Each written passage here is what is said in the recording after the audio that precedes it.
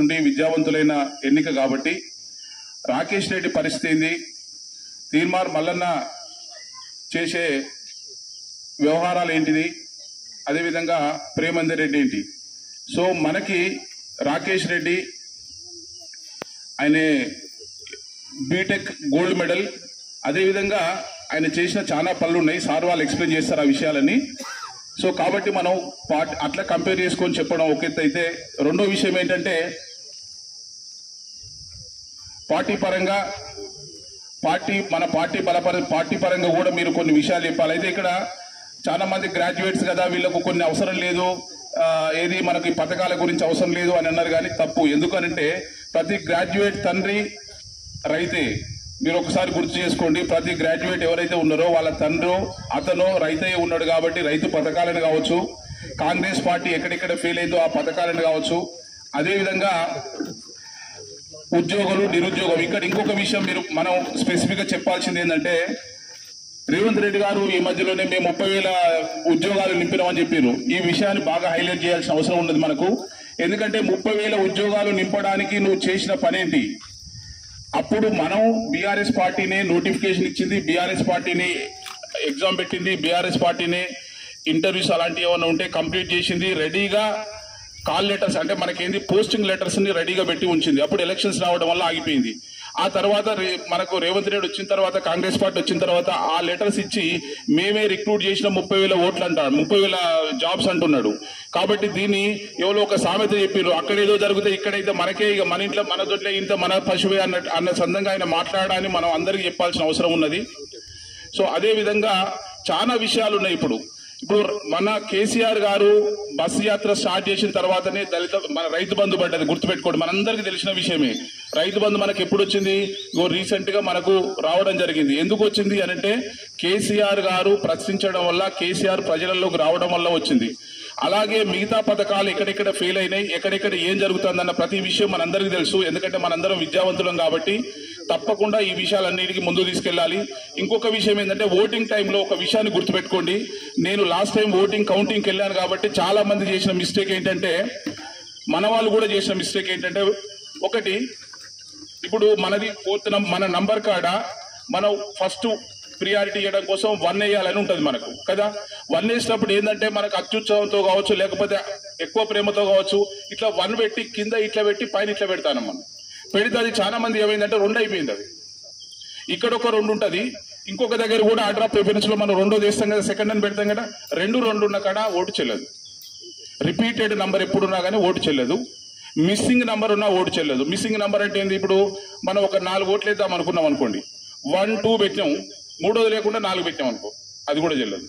కాబట్టి మనం కొంచెం జాగ్రత్తగా ఓటేసినప్పుడు మీరు ఫస్ట్ ప్రియారిటీ ఓటు మీరు చూసి క్లియర్ గా రాకేష్ రెడ్డి దగ్గర వేసిన తర్వాత అది 1 అంటే 1 పెట్టండి, దాని కింద మీద జటాలు ఏం పెట్టకండి. ఇది పెద్ద ప్రాబ్లం అయింది. లాస్ట్ టైము విద్యావంతులైనప్పుడు కూడా మొత్తం ఓట్లలో 20,000 ఓట్లు చెల్లకుండా పోయింది. ఎందుకంటే మనందరం అక్కడ ఉన్నాం కాబట్టి మనకు తెలుసు. కాబట్టి అలా కాకుండా నంబర్ 1 అంటే ఓన్లీ ఇట్లా లైన్ పెట్టండి సరిపోతుంది. సెకండ్ ప్రిఫరెన్స్ ఓటు మనం వేయాల్సిన అవసరం లేదు. గుర్తుపెట్టుకోండి, సెకండ్ ప్రిఫరెన్స్ ఓటు మనం మన పార్టీకి ఫస్ట్ ప్రిఫరెన్స్ వేసిన తర్వాత సెకండ్ ప్రిఫరెన్స్ ఓటు 2, 3 ఏదో పెడదాం, ఏమైతుందని ఎవ్వరికి వేయొద్దు. గుర్తుపెట్టుకోండి, ఎందుకంటే మనం వేరే పార్టీకి బలాన్ని ఇచ్చినట్టు అవుతుంది కొంత. ఎందుకంటే మన పార్టీ మన క్యాండిడేటే గెలవాలి, మన క్యాండిడేట్ మాత్రమే గెలవాలి అనే ఆలోచనతో మనందరం ఉన్నాం. కాబట్టి సెకండ్ ప్రిఫరెన్స్ కానీ థర్డ్ ప్రిఫరెన్స్ కానీ ఎవరికి ఇవ్వకూడదు. ఫస్ట్ ప్రిఫరెన్స్ ఇచ్చేటప్పుడు జాగ్రత్తగా చూసి 1 పెట్టండి, ఇట్లా పెట్టకండి. ఇది ఎందుకంటే దాదాపు నాకు తెలిసే ఒక 500 నుంచి 1000 ఓట్లు ఈ 1తోనే పోయినాయి మన ఓట్లు. చూపించండి, అక్కడ చూపిస్తారు క్లియర్ గా మనకి ఏంటి అంటే అక్కడ ఉన్నప్పుడు కౌంటింగ్ లో ఉన్నప్పుడు. కాబట్టి అదొకటి గుర్తుపెట్టుకోండి, సెకండ్ ప్రిఫరెన్స్ వేయకండి. జాగ్రత్తగా ఓటింగ్ ఫోల్డింగ్ కూడా జాగ్రత్తగా చేసి, మనకి ఎంతకంటే పెద్దగా ఉంటుంది బ్యాలెట్ పేపరు, కాబట్టి అది నిదానంగా అందులోకి వెళ్ళిన తర్వాత ఆలోచించి చేయండి. సో ఈ విధంగా తప్పకుండా ప్రతి విషయాన్ని గ్రాడ్యుయేట్స్ అయితే ఇప్పుడు ఇంతకుముందు మనం ఫోన్లు చేస్తుంటే కూడా వాళ్ళు ఏమంటారంటే, అన్న నాకు తెలియదు అనే, నాకు తెలుస్తాయి అని అంటారు. అన్న నీకు తెలిసే, నువ్వు ఎట్లాగో బీఆర్ఎస్కి ఎత్తావు, కాకపోతే నా కోసం అంటే నేను మనోని కాబట్టి ఒక్కసారి గుర్తు చేస్తానన్న, అంతేకంటే వేరు లేదు. నీకు తెలియదు నాదే మన పార్టీ గురించి అని మనం వాళ్ళని కొంచెం పాజిటివ్ గా మాట్లాడినట్టు ఉండాలి. ఏది నీకు తెలిస్తే అట్లా అనొద్దు. మనం ఇప్పుడు కానీ మనకు ఓట్లు వేయించుకోవాలి కాబట్టి మన అప్రోచ్ అనేది అలా ఆ డైరెక్షన్ లో ఉండాలి. కాబట్టి మీరు ఏ గ్రాడ్యుయేట్కు ఫోన్ చేసినా తప్పకుండా వాళ్ళు అనేది ఏంటంటే అన్న నాకు తెలియదు అన్న మీకే అంటే ఇక మనోని కాబట్టి ఒకసారి గుర్తు చేయాలన్న అందుకోసం గుర్తు చేస్తాననే కాన్సెప్ట్తో మనం ముందుకెళ్ళాలి. మనం ఇప్పుడు అందరినీ కలవడం అయితే ఇప్పుడు కలవడం అనేది కొంచెం ఇబ్బంది అయితే, ఎందుకంటే ఒక్కొక్కరు ఒక్కొక్క ప్లేస్లలో ఉంటారు. మనం అందరినీ జస్ట్ త్రో ఫోన్ కాల్తో ఇప్పుడు ఎందుకంటే టైం కూడా తక్కువ ఉన్నది, పోయినసారి అంటే చాలా టైం ఉండే తక్కువ టైం కాబట్టి ఫోన్ కాల్తో అందరినీ ఒక్కసారన్నా మనందరం కలిసి ఒక్కసారి పలకరిస్తే చాలు. తప్పకుండా అందరూ రెడీగా ఉన్నారు బీఆర్ఎస్ చేయడానికి. ఎందుకంటే తీర్మార్ మల్లన్న అనే క్యాండిడేట్ డిసైడ్ అయిన తర్వాత ఇక ప్రశ్నించే గొంతుక పోయింది, పనికిరాని గొంతుక తయారైంది అది ఇప్పుడు.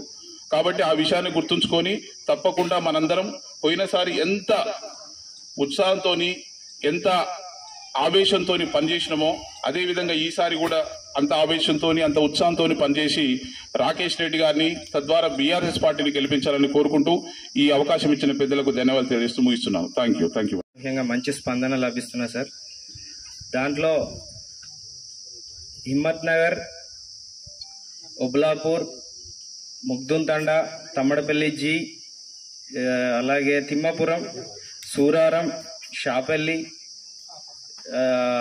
లాస్ట్కి తిమ్మంపేటలో క్లోజ్ చేయడం జరిగింది సార్. 10 గ్రామాలలో దాదాపు ఒక గ్రామంలో 40 నుండి 50 వరకు గ్రాడ్యుయేట్ ఓట్స్ ఉన్నాయి.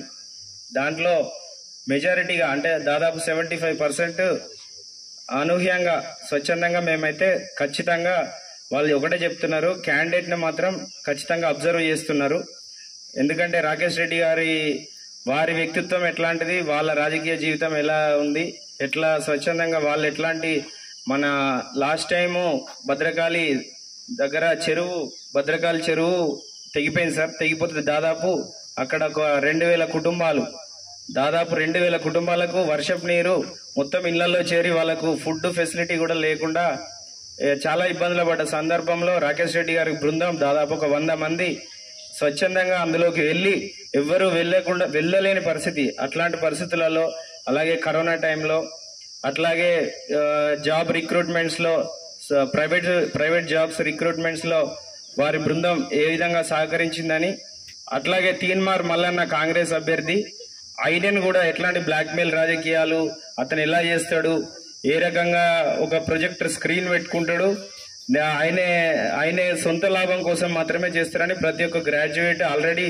వాళ్ళు డిసైడ్ అయి ఉన్నారు సార్. దాదాపు 75% స్వచ్ఛందంగా మేమైతే మీరు చెప్పాల్సింది ఏం లేదు, తప్పకుండా కారు గుర్తుకు మన రాకేష్ రెడ్డి గారి దగ్గర 1వ నెంబర్ రాస్తామని చెప్పారు. మాకైతే మాట ఇవ్వడం జరిగింది సార్.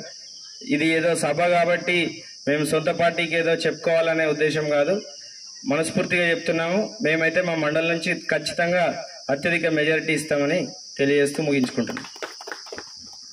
ఈరోజు జఫర్గఢ్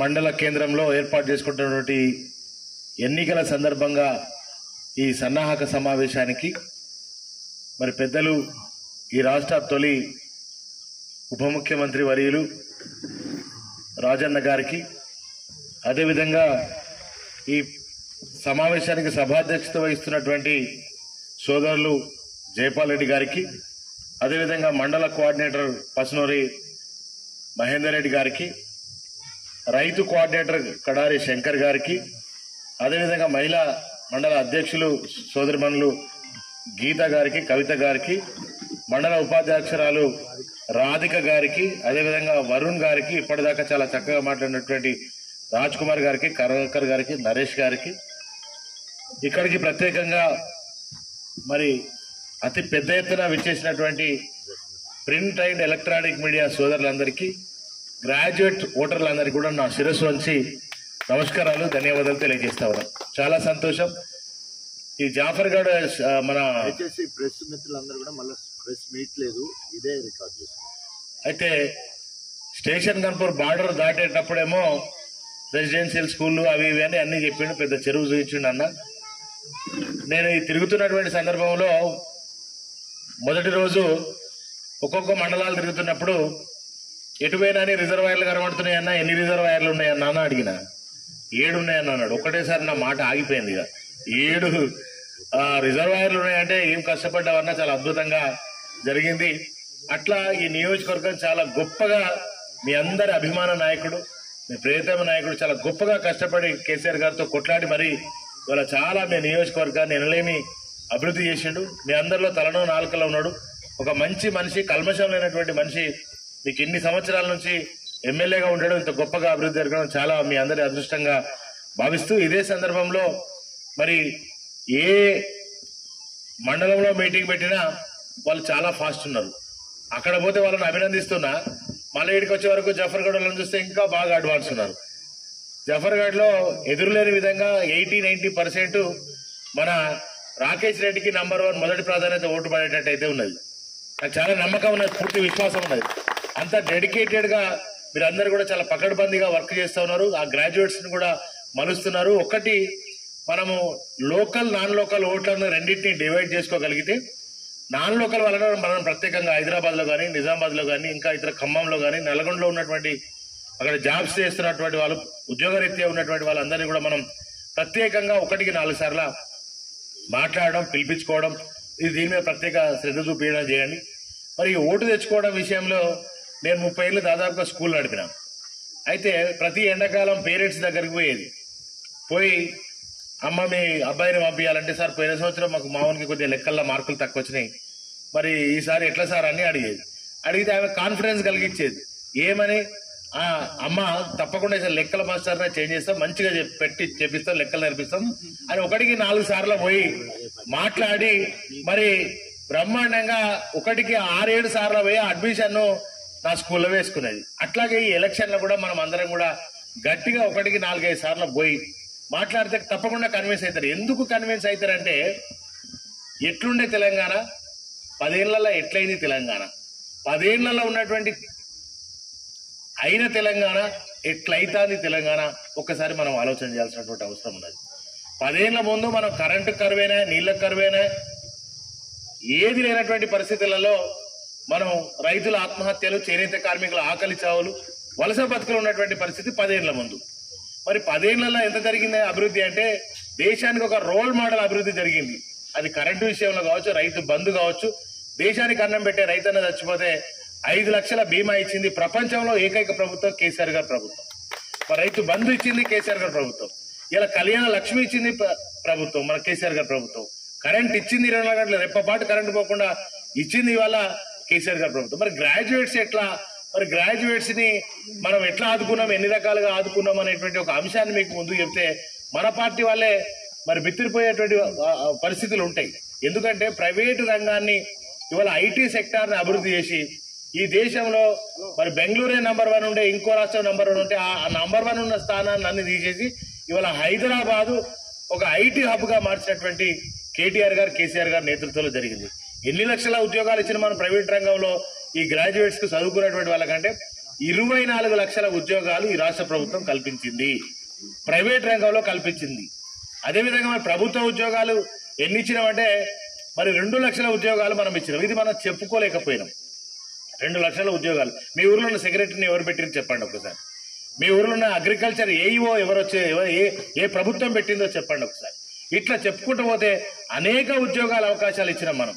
కానీ మనం దీన్ని చెప్పుకోలేక విఫలమైనటువంటి పరిస్థితి జరిగిందని నేను భావిస్తా ఉన్నా, నా వ్యక్తిగత అభిప్రాయంగా చెప్తా ఉన్నా. సో ఇట్లా మనం ఉన్నతమైనటువంటి ఉద్యోగాలు, నేను ఒక గురుకుల పాఠశాల ఎస్సీ హాస్టల్లో చదువుకున్నట్టు ఒక దళిత బిడ్డను. మేము చదువుకునేటప్పుడు పురుగుల పడ్డ అన్నం ఉండే, పలసటి సార్తో అర్ధాకలతో పోయి బడికి పోయి చదువుకున్నటువంటి దయనీయమైన పరిస్థితి. కాంగ్రెస్ ప్రభుత్వం 65 ఏళ్లు పాలించినటువంటి ప్రభుత్వంలో 180-200 హాస్టల్ ఉన్నటువంటి గురుకుల పాఠశాలలు ఉండే. కానీ మన తెలంగాణ వచ్చిన తర్వాత ఇవాళ 1000 పైచలకు గురుకుల పాఠశాలలు పెట్టి ఒక్క విద్యార్థి మీద 1,25,000 రూపాయలు ఖర్చు పెట్టి నాణ్యమైనటువంటి కార్పొరేట్ విద్య అందిస్తున్నాం. మన పిల్లలు ఇవాళ ఎక్కడున్నారు? గిరిజనులు కానీ, బడుగు బలహీన వర్గాలు కానీ, మైనారిటీలు కానీ, వీళ్ళందరూ ఎక్కడున్నారంటే హార్వర్డ్ యూనివర్సిటీలలో ఉన్నారు, ఢిల్లీ యూనివర్సిటీలలో ఉన్నారు, ఇవాళ కేంబ్రిడ్జ్ యూనివర్సిటీలలో ఉన్నారు. మన పిల్లలు, తెలంగాణ బిడ్డలు ఐఏఎస్లు, ఐపీఎస్లు అవుతా ఉన్నారు. మన బిడ్డ మరి మలామత్పూర్ణ ఎవరెస్ట్ శిఖరాన్ని ఎక్కింది కేసీఆర్ గారి ప్రోత్సాహంతో. అంటే ఒక రంగం, ఒక వ్యవసాయ రంగాన్నే కాదు, దేశానికి అన్నం పెట్టే స్థాయిలో తెలంగాణను మార్చింది కేసీఆర్ గారు ప్రభుత్వం, కేసీఆర్ గారు మాత్రమే. మరి 65 ఏళ్ళు పాలించిన వాళ్ళు ఈ కరెంట్ ఎందుకు వేయలే, ఇలా నీళ్లు ఎందుకు వేయలే, ఇవన్నీ ఎందుకు వేయలే? మరి ఇప్పుడు ఇలా అబద్దాలతో అందలం ఎక్కినటువంటి ఈ యొక్క కాంగ్రెస్ ప్రభుత్వం అబద్దాలతో అందలం ఎక్కింది. కానీ ఇవాళ 6 నెలల్లో పచ్చి మోసం చేసింది, దగా చేసింది. చెప్పిన ఒక్క హామీ అన్న నెరవేర్చిందా అంటే ఒక్క హామీ కూడా ఇవాళ నెరవేర్చిన పరిస్థితి లేదు. ఒక బస్సు తప్ప. ఆ బస్సు కూడా 100% లేదు. మరి ఇవాళ మరి చెప్పినటువంటి డిసెంబర్ 9వ తారీఖు నాడు ₹1,00,000 తెచ్చుకున్నావు కదా, 2 లక్షలు తెచ్చుకో, నేను 9 తారీఖు నాడు రుణమాఫీ చేస్తా అని చెప్పిండు. వచ్చిందా? రాలే. 2500 ప్రతి మహిళకు వచ్చిందా? రాలే. చదువుకునే బిడ్డలకు స్కూటీ వచ్చిందా? రాలే. మరి ఇట్లా చెప్పుకుంటూ పోతే తులం బంగారం వచ్చిందా? రాలే. కళ్యాణ లక్ష్మితో పాటు తులం బంగారం వచ్చిందంటే కళ్యాణ లక్ష్మి కూడా రాలే. మా అవ్వలకు మా బాపులకు ₹4,000 పెన్షన్ వచ్చిందా అంటే 4,000 రాలే. ఒక నెల జనవరి నెల ఆ ఇచ్చే కేసీఆర్ గారు ఇచ్చిన గతంలో ఇచ్చినటువంటి పెన్షన్ ఒక ఎగ్గొట్టింది. అంటే ఇట్లా అబద్దాలతో అందలమెక్కి 6 నెలల్లో అప్రతిష్ట పాలై మరి అదేవిధంగా ఇవాళ ఏమి కూడా చేయలేకపోయే రేవంత్ రెడ్డి పాలనలో ఏదీ రాదు అనేటువంటి ఒక పరిస్థితిని కలిగించింది ఈ 6 నెలల పాలనలో కాంగ్రెస్ పాలన. మరి భారతీయ జనతా పార్టీ నల్ల చట్టాలు తీసుకొచ్చింది, రైతుల వ్యతిరేక విధానాలు తీసుకొచ్చింది. ఇవాళ కాంగ్రెస్ ప్రభుత్వం కూడా రైతుల వ్యతిరేక విధానాలే చేస్తుంది. బోనస్ ఇస్తామన్నారు, పోయిన వానాకాలంలోనే ఇస్తామని అన్నారు. వానాకాలం బాయ్ ఏసంగి బాయ్ మళ్ళీ వాలంకాలకు వచ్చినటువంటి పరిస్థితి. బోనస్ ఇస్తారా అంటే బోనస్ ఇస్తారట. ఇప్పుడు ఎప్పుడు ఇస్తారట? వానాకాలంలో సన్నవాట్లకి ఇస్తారట. మరి ఇదేదో సన్నవాట్లకు అప్పుడు ఇస్తామని చెప్పాలి కదా, సన్నవాట్లకి ఇస్తామని అప్పుడే ఎన్నికలు అప్పుడు చెప్పాలి కదా. ఓట్లు అయ్యేదాకా ఒక ముచ్చట, ఓట్లు అయినాక ఇంకో ముచ్చట. ఎప్పుడైనా నాట్లప్పుడే రైతు బంధు పడుతుంది, ఇప్పుడు ఓట్లప్పుడు రైతు బంధు పడుతుంది. అంటే ఎంపీ ఎలక్షన్లు జరుగుతూనే ఉన్నాయి, రాత్రి కొంతమందికి రైతు బంధు వేసారు. అంటే ఓట్లప్పుడు మరి వీళ్ళకు ప్రజలు యాదికొస్తారు, రైతులు యాదికొస్తారు, అందరు యాదికొస్తారు. కనుక ఆ ఓట్లప్పుడే యాదికొచ్చే పార్టీలు కావాలన్నా, లేదంటే ఇవాళ మన రాకేష్ రెడ్డి లాంటి ఒక సామాజిక స్పృహ, ఒక సామాజిక సేవ చేసి ఇవాళ రాజకీయాలలో సమాజాన్ని ఉద్ధరించాలి, పట్టభద్రులకు అండగా ఉండాలి, పట్టభద్రుల కోసం ఇవాళ కొట్లాడుతానే వచ్చినటువంటి మన రాకేష్ రెడ్డి కావాలన్నా, ఇవాళ తీరుమారు మల్లన్న తారుమారు మల్లన్న. ఇవాళ ఆయన యూట్యూబ్ బంద్ అయిపోయింది, ఆయన ప్రశ్నించలేము. ఆయన ఇన్స్టాగ్రామ్ బంద్ అయిపోయింది, ఆయన ప్రశ్నించలేము. ఆయన మనల్ని ప్రశ్నిస్తారట. నిన్నటిదాకా మనల్ని అందరినీ ప్రశ్నించిన ఆయన, ప్రభుత్వాలను ప్రశ్నించిన ఆయన, ఇలా నువ్వు ఏం చేస్తావని తప్పన ఓ గ్రాడ్యుయేట్ ఓటర్ అడుగుదామంటే దానిలో అవకాశం లేదు. పత్రికా మిత్రులు, న్యూస్ ఛానల్స్ ఇది కొద్దిగా గట్టిగా మీరు బయటకు చెప్పాల్సిన అవసరం ఉన్నది. ఈయన ప్రశ్నించే గొంతుకనే ఓకే, మరి నిన్ను ఓటర్ అడుగుదామని అంటే నువ్వు ఎందుకు అవకాశం ఇస్తలేవు? ఇవాళ ఇదే ఇన్స్టాలో కానీ ఆయన న్యూస్ ఛానల్ వారి కింద కామెంట్లు మనం పెడతా ఉంటాం, ఎవరైనా పెడతా ఉంటారు. అది ప్రశ్నించడం అంటారు, ఇది నువ్వు చెప్పేది కరెక్టా అబద్ధమా అని చెప్పే ఒక సందర్భం వస్తుంది. అలా ఆయనను ప్రశ్నించడానికి అవకాశం లేకుండా, మనం మాట్లాడడానికి అవకాశం లేకుండా ఇలా ప్రశ్నించే గొంతుకను నొక్కేసినటువంటి తీన్మార్ మల్లన్నకు ఓట్లేద్దామా ఒక్కసారి ఆలోచన చేయాలి. ఈ ప్రేమేందర్ రెడ్డి కూడా మరి భారతీయ జనతా పార్టీలో ఆయన యొక్క పరిస్థితి కూడా మీ అందరికీ తెలుసు. కనుక ఎవరైతే ఇవాళ మళ్ళా కళ్యాణ లక్ష్మి తులం బంగారం కోసం కొట్లాడేళ్ళు ఎవరు, ఇవాళ రైతు బంధు రాకపోతే కొట్లాడేళ్ళు ఎవరు? ఇలా కేసీఆర్ గారు నల్లగొండ జిల్లాకు రాగానే లాగులు తడిసాయి కాంగ్రెస్ పార్టీకి, రేవంత్ రెడ్డికి. వెంటనే మళ్ళా నీళ్లు విడుదల చేశారు కృష్ణా జిల్లాలను, గోదావరి జిల్లాలను. అంటే ఇవాళ ప్రశ్నించే గొంతుగా ఈ తెలంగాణలో అవసరం ఉంది. ఆ నిజమైన ప్రశ్నించే గొంతుగా రాకేష్ రెడ్డి కావాలి. ఆ రాకేష్ రెడ్డి ద్వారా మాత్రమే మనం మంచిగా జరగబోతుంది. ఒక సామాజిక కోణం ఉన్నటువంటి ఒక విద్యావంతుడు, ఒక కల్మషం లేని ఒక సామాజిక సేవ చేద్దామని ఒక దృక్పథంతో వచ్చినటువంటి ఒక యువ నాయకుడిని మనం అందరం కూడా గెలిపించుకోవాలని చెప్పి మీ అందరికీ విజ్ఞప్తి చేస్తూ, మళ్ళీ ఇవాళ 25 ఓటర్లకు ఒక ఇన్ఛార్జ్ను కూడా నియామకం చేసుకున్నారు. వాళ్ళందరూ కూడా చాలా చక్కగా పనిచేస్తున్నటువంటి సందర్భం ఉంది. మరి ఇక్కడ ఉన్నటువంటి నాయకులందరూ కూడా దాదాపుగా ఒక్కొక్కరు 500 ఓట్లు, 1000 ఓట్లు, 100 ఓట్లకు తక్కువ కాకుండా వేయించగలిగే గొప్ప శక్తివంతమైన సామర్థ్యమైన నాయకత్వం ఉంది. మీకు ఇచ్చిన టార్గెట్ 25 ఓట్లే. ఇంకెన్ని రోజులు ఉంది? 3 రోజులు ఉందా? 4 రోజులు ఉందా? ప్రచారానికి 3 రోజులు ఉంది కదా అన్న. మరి ఈ 3 రోజులలో అవసరమైతే 30 సార్లు తిరుగుదాం, పొద్దుగాల పొద్దుకి తిరిగి ఖచ్చితంగా ఓటర్ను మనం డైవర్ట్ చేసుకుని పోదాం. వాళ్ళ భవిష్యత్తు కోసం, నిజంగా వాళ్ళ కోసం కొట్లాడే వ్యక్తి రాకేష్ రెడ్డి కనుక రాకేష్ రెడ్డికి మేము మద్దతు ఇవ్వండి అని చెప్పి మరి పట్టభద్రులను అడుగుదాం. పట్టభద్రులందరూ కూడా మరి రాకేష్ రెడ్డికే పట్టం కట్టాలనేది కూడా మీరందరూ వివరిస్తున్నారు. ఇది చాలా చక్కగా వర్క్ కూడా జరుగుతూ ఉంది. ఇవాళ 2 బూతులు ఈ మండలం జఫర్గఢ్ దగ్గర 2 బూతులు ఉన్నాయి. 1518 ఓటర్లు కూడా ఉన్నాయి. అదే ఐనవోలు సంబంధించిన మండలంలో కూడా కొన్ని ఓట్లు ఉన్నాయి. వాళ్ళు కూడా అందరూ వచ్చారు. దయచేసి ఒక్క ఓటు కూడా మిస్ కాకుండా, మేము ఎక్కడ పోయినా కూడా అపూర్వమైనటువంటి స్పందన, చాలా పెద్ద ఎత్తున మద్దతు కూడా రాకేష్ రెడ్డికి మరి కేసీఆర్ గారు మద్దతు ఇచ్చినటువంటి ఈయనకు లభిస్తుంది. కనుక మీరందరూ కూడా తప్పకుండా ఈ ఉన్న 4 రోజులు జర గట్టిగా కష్టపడాలని, ఆయన పెద్ద ఎత్తున గెలిపించాలని చెప్పి మీ అందరికీ విజ్ఞప్తి చేస్తూ, మరి అదే కాకుండా ఇంకా మనం ప్రజల్లోకి ఎట్లా వెళ్ళాలి, ఓటర్ల దగ్గరికి ఎట్లా వెళ్ళాలని కూడా గట్టిగా ప్లాన్ చేయండి. ఉన్న 4 రోజులు కొద్దిగా ఎక్కువ పెద్ద ఎత్తున కష్టపడుతున్నారని చెప్పి మరొకసారి మీ అందరికీ విజ్ఞప్తి చేస్తూ ఇప్పటిదాకా మనం చాలా అంశాలు మాట్లాడుకున్నాం. వాస్తవంగా ఎవరి ద్వారా ఎట్లుండే తెలంగాణ, 10 ఏళ్లలో ఎట్లయింది తెలంగాణ, 6 నెలల్లో ఎట్లయితుంది తెలంగాణ అనేది ఒక్కసారి మీరు దయచేసి అర్థం చేసుకోండి. 6 నెలలనే ఆగమైపోయింది. 6 నెలల్లో కాంగ్రెస్ ప్రభుత్వం చేపట్టి ఆగమైంది తెలంగాణ. మరి ఇంకా మనం ఆగం చేసుకుందాం అనుకుంటే మరి తీర్మానం మల్లన్నకు మనం మద్దతు ఇవ్వాలి. ఇంకా మనం బ్లాక్ మెయిలర్కు, ఒక దొంగకు, ఒక చీటర్కు మనం అవకాశం ఇద్దామనుకుంటే ఇక కాంగ్రెస్ కు మనం మద్దతు చేయాలి. మరి చీటర్లకు, దొంగలకు మనం మద్దతు ఇద్దామా? నిజంగా స్వచ్ఛందంగా మన వెంట ఉండి మన కోసం కొట్లాడే రాకేష్ రెడ్డికి మరి కేసీఆర్ గారు నిలబెట్టినటువంటి ఆయనకు మద్దతు ఇద్దామా? ఒక్కసారి గ్రాడ్యుయేట్స్ అందరూ కూడా మేధావులు, చదువుకున్నటువంటి వాళ్ళు, కానీ ఉన్నతమైనటువంటి స్థాయిలో ఉన్నటువంటి వాళ్ళు మీరందరూ కూడా పెద్ద ఎత్తున ఆలోచన చేసి రాకేష్ రెడ్డి గారికి మీ మద్దతు ఇచ్చి రాబోయే 27 తారీఖు జరుగుతున్నటువంటి ఈ ఎన్నికలలో ఒకటవ నంబరే ఇక మనం వేయాల్సింది ఒకటే నంబరు. ఒక గీత గీస్తే పైన గీత పక్క గీత కాకుండా ఒకటే నంబర్ వేయాలి. 2, 3 ఆప్షన్ పోవద్దు. ఇక మన కాంగ్రెస్ కు 2 ఎత్తా, లేకపోతే బీజేపీకి ఇంకో 2 ఎత్తా అని వేరే ఆప్షన్ చేయకండి.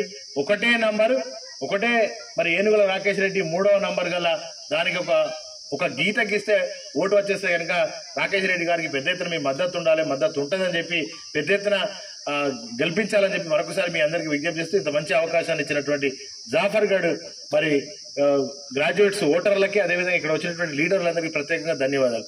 వస్తా ఉంటే అవిభక్త వరంగల్ జిల్లాకు సంబంధించిన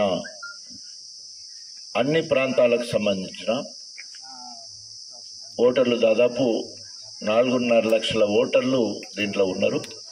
దాంట్లో 10,560 ఓట్ల వరకు గన్పూర్ నియోజకవర్గానికి సంబంధించిన ఓట్లు ఉన్నాయి.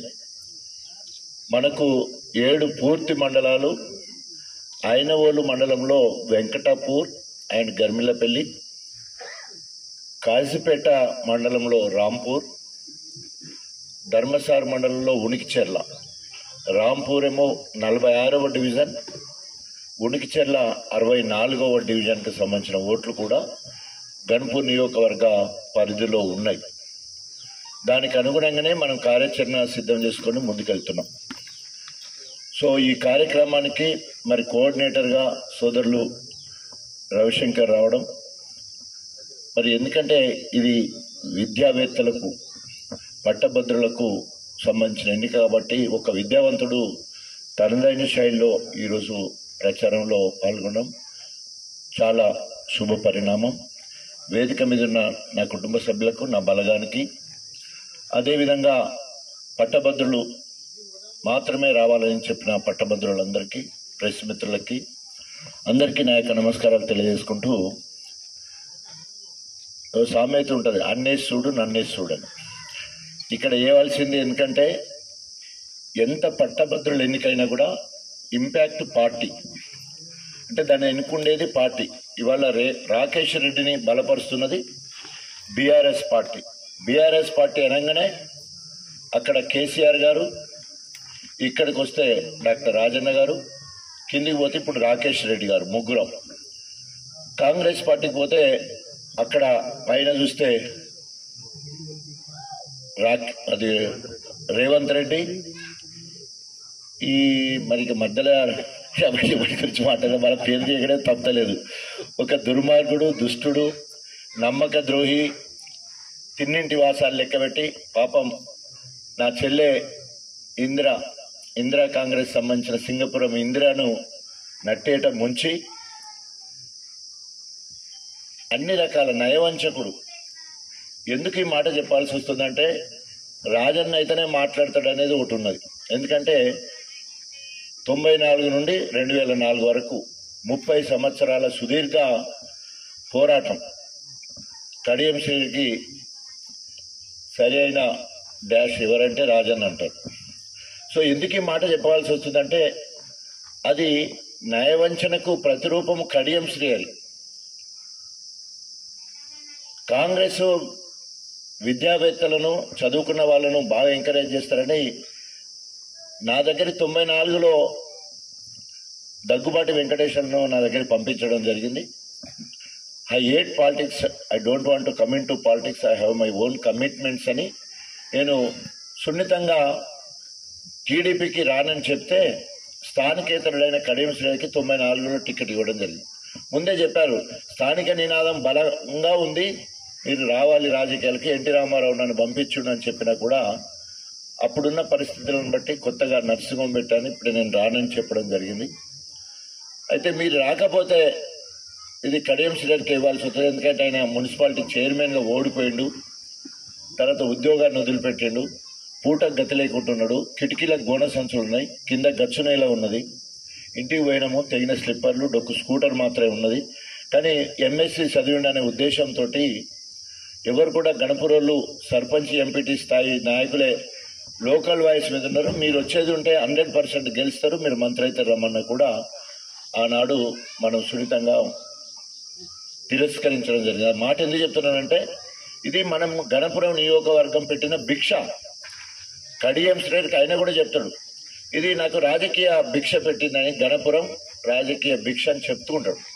కానీ తిన్నింటి వాసాలు లెక్క పెడతాడు.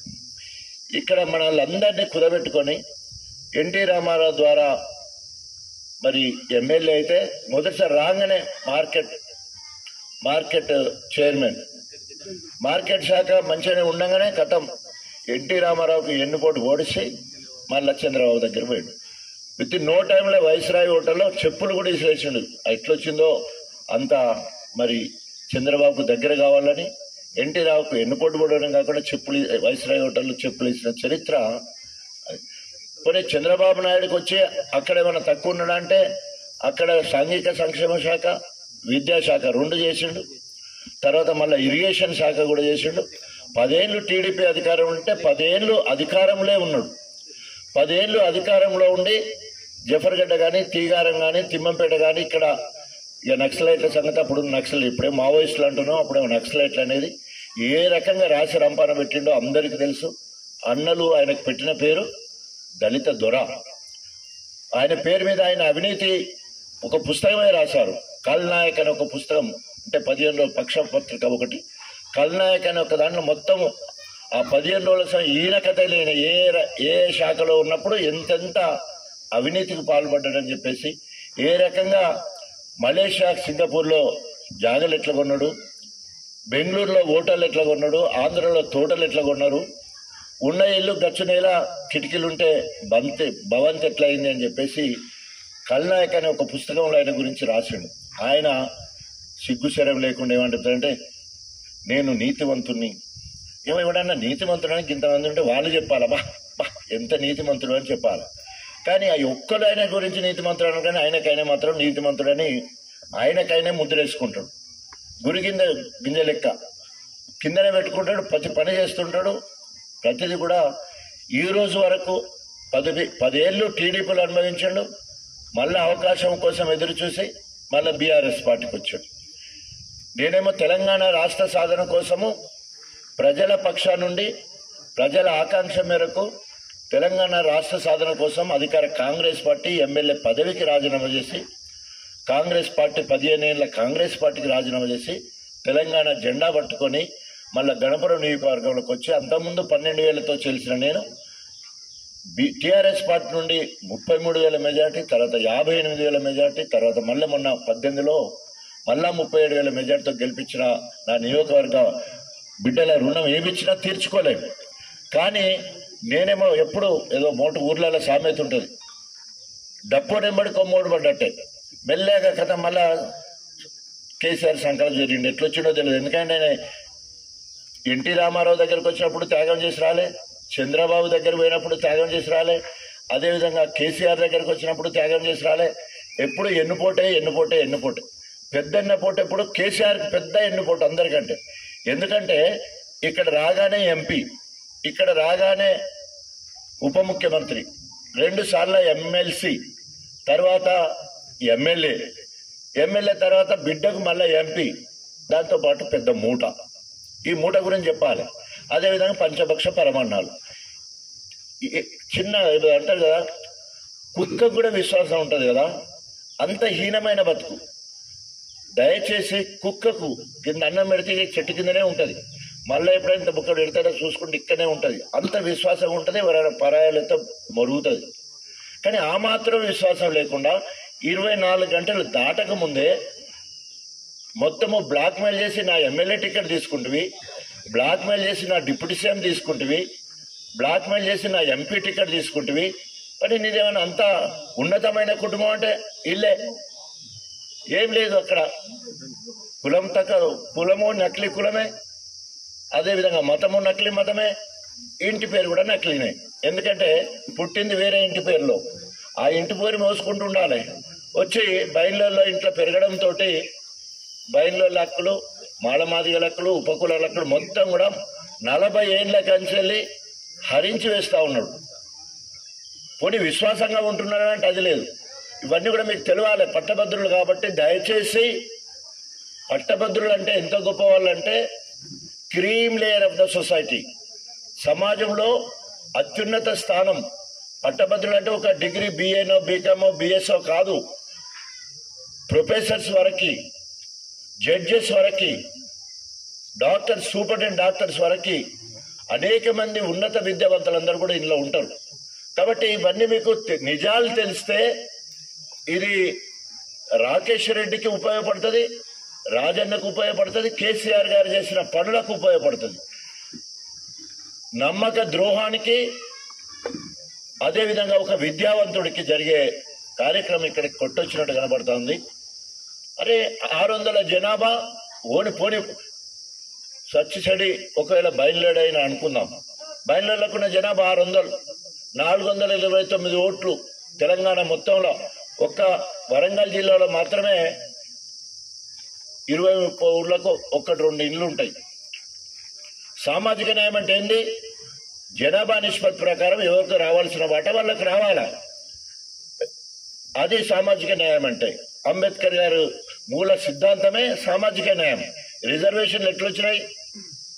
ఇవాళ ఎస్సీలను ఏబీసీలుగా వర్గీకరించాలని ఎందుకు అనుకుంటున్నాం? బీసీలను ఏ విధంగానైతే ఏబీసీలుగా వర్గీకరించాలో మాకు కావాలనే ఉద్దేశం ఏంటంటే రిజర్వేషన్లు మొత్తము అన్ని కులాలు కాకుండా ఇట్లాంటి దొంగ నకిలీ దళితుడే ఇవాళ వాడుకునే పరిస్థితి.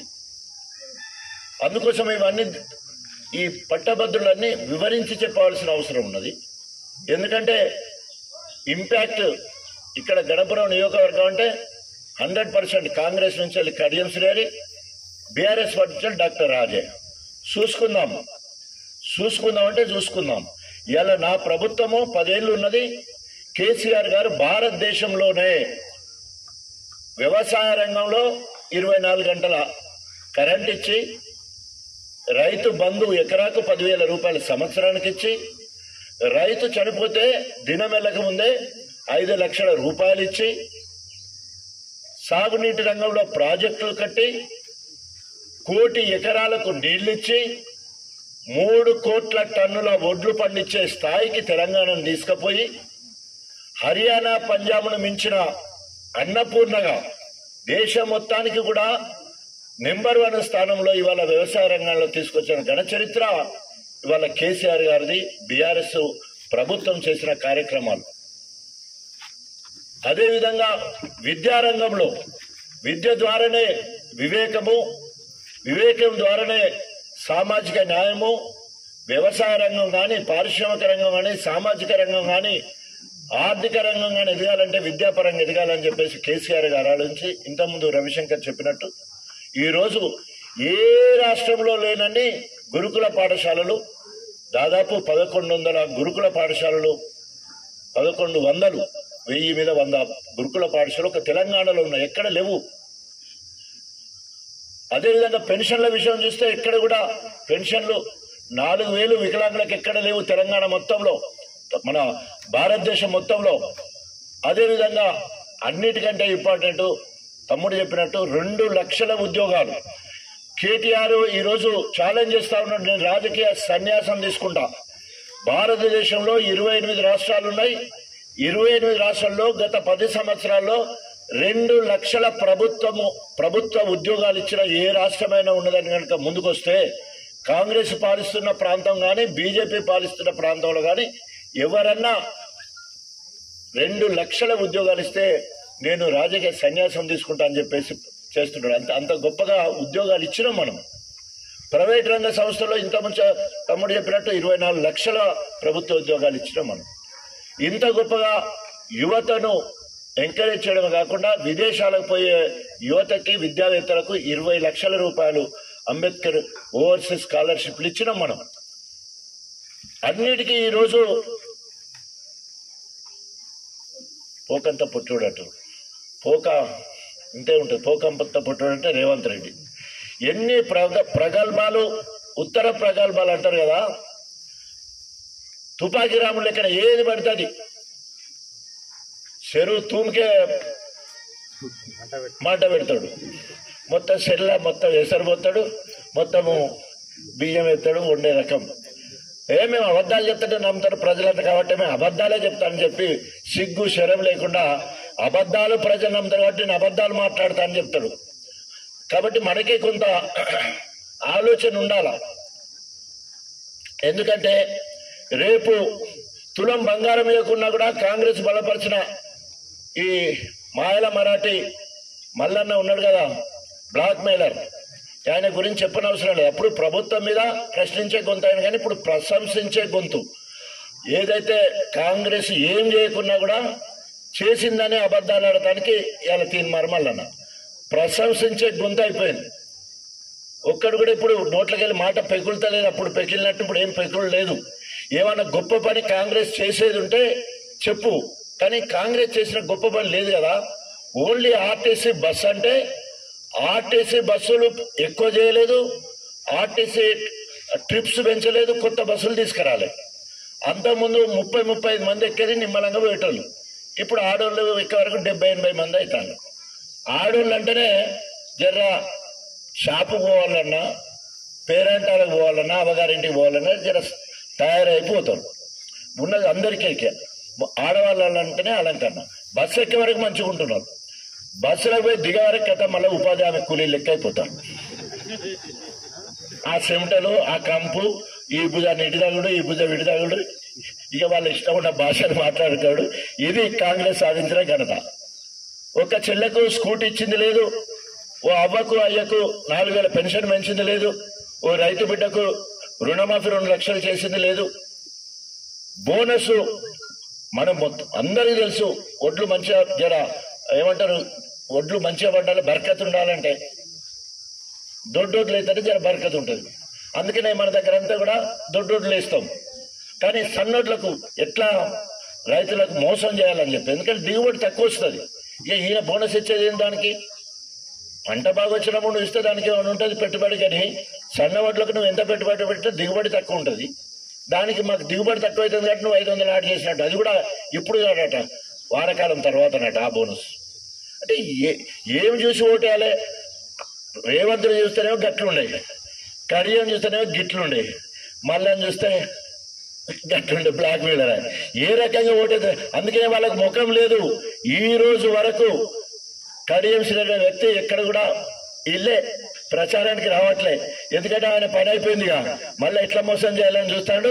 రేపు ఒకవేళ కనుక ఇక ఆ మాట నాకు అనుభూతి అయితే మళ్ళీ ఏమన్నా అటో ఇటో ఏది ఉంటే మళ్ళీ బీజేపీకి పోతాను కూడా ఇంకా అది ఒకటే మిగిలింది. ఇప్పుడు ఆయన 40 ఏళ్ళు నేను ఎప్పుడు కాంగ్రెస్ కూటేలే, కాంగ్రెస్ ముఖం చూడలేదు అనేటోడు, కాంగ్రెస్ కుప్ప కూలిపోతుంది 6 నెలలు అనేటోడు. ఆయన రేవంత్ రెడ్డి అభయాస్తం అంటుండు, కానీ నేను ఏమంటారు భస్మాసుర హస్తం లెక్కి నేను పోతాను, కులదెంగదానికే పోతున్నా అన్నట్టు ఆయన మంచిగా ప్లాన్ అట్టేసే పోయిండు. దానికి ఆ ప్లాన్ అదే ఆయన మాట నిలబెట్టుకోవాలి కదా, కడియాల్సిన మాట నిలబెట్టుకోవాలి. భస్మాసుర హస్తం కావాలి, ప్రభుత్వం కూలిపోవాలనే ఆలోచనతో పోయినట్టు కనబడతా ఉన్నది. దయచేసి ఇవన్నీ కూడా అరమరికల్ని కూడా మాట్లాడుకోవాలి. రాజన్న అంటే బోలా, మీకు అందరు కూడా ఉన్నది ఉన్నట్టు పక్క నేను మాట్లాడిన దాంట్లో ఏ ఒక్కటి అబద్ధం లేదు. కడియం శ్రీధర్ ఇంటి పేరు కరెక్ట్ కాదు, కడియం శ్రీధర్ కులం కరెక్ట్ కాదు, బిడ్డ మతం కరెక్ట్ కాదు. అరే ఇవాడ ఉంటాడు మా షరీఫ్ ఉన్నాడు ఉదాహరణకి, పేరు ఏంటంటే మెహందీ నజీరుల్లా కడియం. సిగ్గుపోతుంది. కడియం ఎదుగున తోక అది గుంటూరు పాప, గుంటూరు అత్తగారు.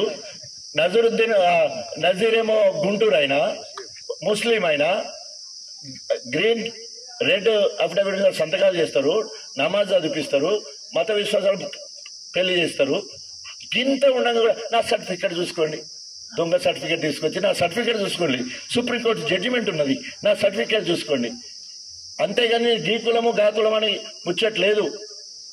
అందుకనే నీకు సిగ్గు శరం ఉండేది ఉంటే ఇక డైరెక్ట్ ఫైటే.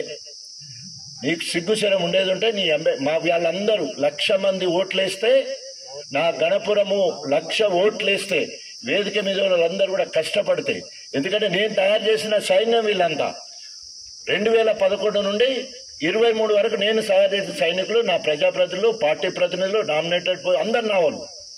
కొందరు కాంగ్రెస్ పోయిన ఎందుకు పోయిన నీ గుణం నచ్చకనే వాళ్ళు అప్పుడు టీడీపీ నుంచి వెళ్ళి రాజన్న దగ్గర చేయలేము.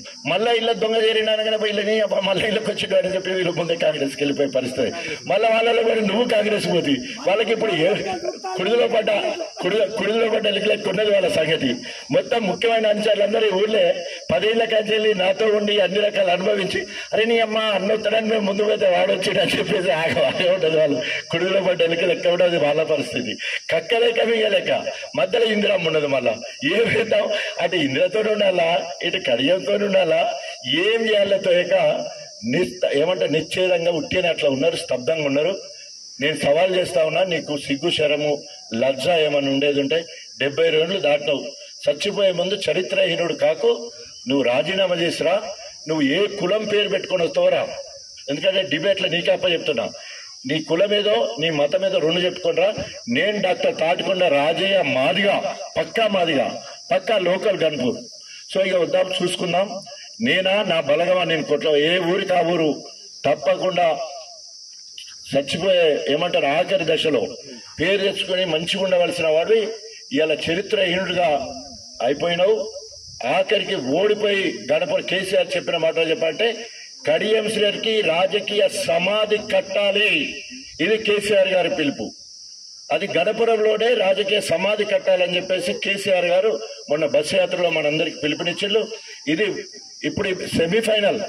ఇప్పుడు ఇదంతా కూడా సెమీఫైనల్. ఇది అయిపోగానే లోకల్ బాడీ ఎన్నికలు మీకు సంబంధించిన వస్తాయి. సర్పంచ్లు, ఎంపీటీసీలు, వార్డు మెంబర్లు, ఎంపీపీ, జెడ్పీటీసీ, జిల్లా పరిషత్ చైర్మన్ లోకల్ ఎన్నికలు అయిపోతాయి. ఇక ఆ తర్వాత నా సామాన్యంగా ఉంటుంది. మొత్తం కురుక్షేత్ర యుద్ధమే పక్కా. ఇక రాసి పెట్టుకోండి. ఆ రకంగా చేయాలంటే ఇప్పటి నుంచి సైన్యాలు కత్తులు నూరుకోవాలి, కటకాలు నూరుకోవాలి, బాణాలు తయారు చేసుకోవాలి, ఎక్కువ పెట్టడానికి అన్ని రకాలుగా ఆయుధాలను తయారు చేసుకుని అసెంబ్లీ ఎన్నిక ఎప్పుడైతే దానికోసం సిద్ధం కావాలి.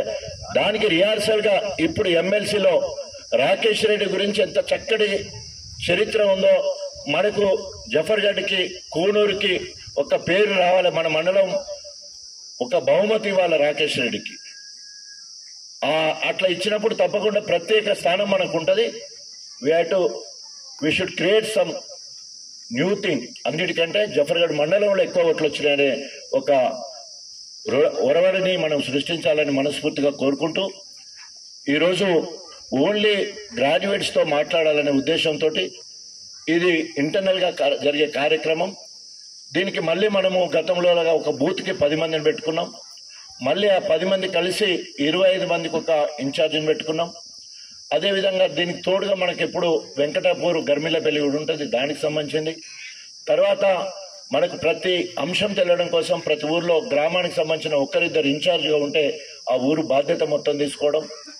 చివరిగా లోకల్లో ఎవరు ఉంటున్నారో, నాన్ లోకల్ వాళ్ళు ఎవరున్నారో వాళ్ళ ఫోన్లు తెలుసుకొని వారితో మాట్లాడి వారిని ఏ రకంగా మనము మరి బూత్ సెంటర్ దగ్గరికి తీసుకురావాలి, అన్ని కూడా పార్టీ ఆలోచనకు మరి మీరందరూ కూడా సహకరించాలని మనస్ఫూర్తిగా కోరుకుంటూ, ఇప్పుడు పార్టీ మెటీరియల్ కూడా వచ్చేది. మీ గ్రామాలకు పోయే ముందు కొన్ని ఒక్కటి ఉన్నా సరిపోతుంది. ఇట్లాంటిది చాలా రాలేదంటే ఇవాళ బీజేపీ ఏమో కేంద్రంలో అధికారంలో ఉంది 10 ఏళ్ల కంచెల్లి, ఇప్పుడేం కాంగ్రెస్ ఏమో ఇక్కడ అధికారంలో ఉండదు. కాబట్టి కొంత మెటీరియల్ తక్కువ వచ్చిన ఏం అవసరం లేదు. రాకేష్ రెడ్డి అందరికీ తెలిసిపోయిండు. వరుస సంఖ్యలో 3వది, మొదటి ప్రాధాన్యత 1 వేసినట్టు. ఇట్లా ఒకవేళ మనకి ఇట్లాంటి పేపర్లు ఎక్కువ దీనికి ఒక అట్ట మీద కనుక అతికేసుకున్నాం అనుకో, గతం ఎక్కడికి పోయినా కూడా అదే చూపించు. ఒక్క కాగితం ఒక ఊరికి వచ్చినా సరిపోతుంది. అంటే చాలే వచ్చినాయిలే కానీ చెప్తున్నా, ప్రతి ఊరికి మాత్రము ఈ నమూనా బ్యాలెట్ వెళ్ళాల్సిన అవసరం ఉంది. మనం ఏమేమి పనులు చేసినాం అని చెప్పేసి పాంప్లెట్ వచ్చింది. తర్వాత స్టిక్కర్స్ వచ్చినాయి. ఒకవేళ కనుక ప్రతి ఇంటికి అతికేయకున్నా పర్లేదు, రోడ్ల పొంటి డబ్బాల మీద అక్కడిక్కడ అతికిచ్చాయంటే కొన్ని రోజుల వరకు ఉండటానికి అవకాశం ఉంటుంది. ఆ రకంగా కార్యాచరణ చేయాలి. సో కాంగ్రెస్ పార్టీ చేసిన మోసానికి కర్రు కాల్చి వాల్చి పెట్టడం అంటే రాకేష్ రెడ్డి గెలవాల. కాంగ్రెస్ వచ్చింది, కరువు వచ్చింది, బిడ్డ వచ్చిన వేళ గొడ్డు వచ్చిన వేళ అంటారు. పక్కనే ఉప్పుకొండ రిజర్వాయర్ 6 నెలలు నిరంతరంగా మత్తడి పోసింది. ఎప్పుడైతే కాంగ్రెస్ కటకడ బంద్ అయిపోయింది పోసుడు, ఎక్కడ నాకు అర్థమే కాలేదు. గింత మాయ ఉంటుందా? మీరు పోయి చూడండి, ఎటు పోయినా కూడా మొత్తం నీళ్ళు పోతూనే ఉండేది. ఉప్పుగల్లు రిజర్వ్ ఆఖరి వాటి మీద ఉన్నది మంచిగా. ఆఖరి వాటి మీద నేను ఊరికే మా నరేష్ నేను ఎప్పుడు ఈ మధ్యలో 2-3 సంఘటనలు అయితే కూడా చావు సంఘటనలు పోయినాం. అప్పుడు కూడా మొత్తం నీళ్ళు పోతూనే ఉండేది. అరే అమ్మాయి కథం కాంగ్రెస్ వచ్చి కటకనే బంద్ అయిపోయింది, కథం బంద్ చేసినట్టు. అది కాబట్టి అట్లా అంటే బిడ్డ వచ్చిన వేళ గుడ్డు వచ్చిన వేళ అంటారు. కాంగ్రెస్ వచ్చింది, కరువు తెచ్చింది. కాబట్టి దయచేసి మనము కనుక ఏమి ఇవ్వకున్నా రేవంత్ రెడ్డి కాంగ్రెస్ కోటైతే మళ్ళీ సెట్ ఎక్కుతాడు. ఇక నేను ఏమి ఇవ్వకున్నా కూడా నాకే ఓటేసిన అని చెప్పేసి 5 ఏళ్ల దాకా ఆగం చేస్తాడు. కాబట్టి దయచేసి బాధ్యతాయుతంగా మీరందరూ కూడా రాకేష్ రెడ్డి మరి 3వ సీరియల్ నెంబర్ క్రమశిక్ష 3 ఒకటే ఓటేయాల, 1 గీత గీయాలి. సోగ్గా ఇటు పెట్టి దానికి ఏషం అయితే అది రూపం మారిపోతుంది. సో ఏషం వేయద్దు, ఒక గీత బస్ అంతే. ఇటు గుంజరొద్దు, కింద గుంజరొద్దు, పక్కవద్దు, పైన కింద అంటొద్దు, పైన అంటొద్దు, కింద అంటొద్దు, ఇటు పక్కన ఉంటుంది, ఇటు కింద అంటొద్దు, ఇటు పైకి అంటొద్దు, ఇటు సైడ్ ఇక్కడికి ఉండకుండా సెంటర్లో బస్. ఈ ఒక్క కాగితం ఒక ఊరికి తప్పకుండా పోవాలి. మనకి ఎక్కువ కాయిదాలు రాకపోతే దీనికి ఇంకా అట్టేసుకుంటే దాని గట్టి పెట్టి చేసుకుంటే అది అందరికీ చూపించుకోవచ్చు, కరం కాకుండా ఉంటుంది. జై Telangana. Thank you very much. తర్వాత మాకు